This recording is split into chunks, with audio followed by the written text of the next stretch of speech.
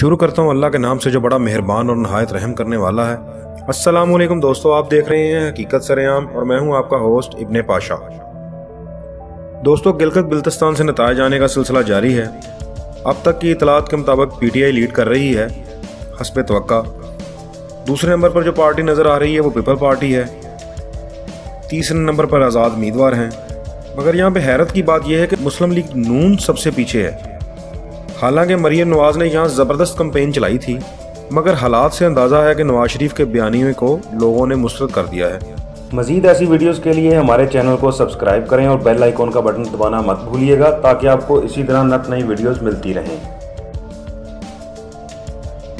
यहाँ के लोग फ़ौज के ख़िलाफ़ बयानिया को हज़म नहीं कर पा रहे। दूसरी वजह यह है कि यहाँ के लोग जो हैं वो सिटिंग गवर्नमेंट को वोट डालना पसंद करते हैं, यानी वो इस पार्टी को वोट देते हैं जो वफाक में रूलिंग पार्टी हो। इसलिए भी पीटीआई की जीत के रोशन इम्कान है। जैसे 2009 में वफाक में पीपल्स पार्टी की हुकूमत थी तो जीबी में भी वो हुकूमत बनाने में कामयाब हुए। इसी तरह 2013 में यहाँ मुस्लिम लीग नून कामयाब हुई। मगर एक तीसरी और सबसे बड़ी वजह भी है। तहरीक इंसाफ ने जीबी को सूबा बनाने का वादा कर रखा है। वो ये जीबी का वो हक है जो जीबी की अवाम जो है वो अरसा दराज से जिसका मुतालबा करती नज़र आ रही थी हमें। मगर ये मुतालबा जो है ना पीपल्स पार्टी पूरा कर सकी है और ना PMLN जो है इस मुतालबे को पूरा कर सकी है।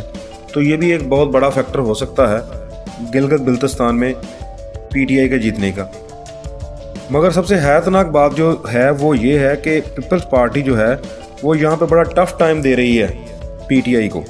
यानी कि बिलावल भुट्टो ने जो कैंपेन की है जीबी में, उसको जीबी की आवाम ने बड़ा खैर मुकद्दम किया उसका। मगर मरियम नवाज जो हैं वो यहाँ पर कैंपेन चलाने के बावजूद उनका कोई यहाँ पे ज़्यादा रोल नज़र नहीं आ रहा, बल्कि बाज़ पोलिंग स्टेशन पे उन्हें इक्का दुक्का यानी कि 1-2 वोट ही पड़े हैं।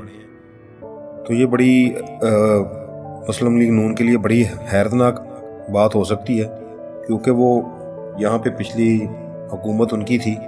तो इतनी जल्दी ज़ीरो ग्राफ पे आ जाना, इसका मतलब ये है कि जीबी की आवाम ने फ़ौज मुखालफ बयानिया जो है वो मुस्तरद कर दिया है। वो फ़ौज के ख़िलाफ़ जा नहीं सकते, क्योंकि दूसरी तरफ उन्हें इंडिया से भी ख़तरा है। इंडिया ने ऐलान कर रखा है गिलगित बिल्तिस्तान में हालात ख़राब करने का, और वो चाहते हैं कि इस इलाके को किसी तरह कैप्चर कर लिया जाए इस तरीके से कि CPAC का रूट जो है वो यहाँ से कट ऑफ हो जाए।